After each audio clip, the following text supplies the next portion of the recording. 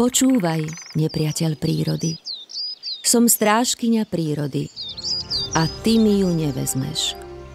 Jej majestátnosť i každú krehkú drobnosť, tiché odpoludnia, raňajky v tráve, bezstarostné kúpanie, dlhé prechádzky. Svet je ušľachtilý a ty ho chceš zničiť.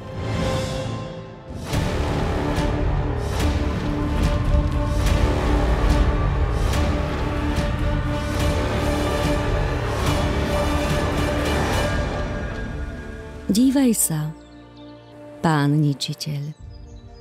Ja som strážkyňa prírody a verím, že vo veľkom celku je aj ten najmenší tvor dôležitý. A to všetko patrí aj našim deťom. Pretože je to moja príroda, je to naša príroda a je to aj tvoja príroda. Keď nás bude veľa, môžeme to zastaviť. Pošlite odkaz všetkým politikom. Urobte to hneď.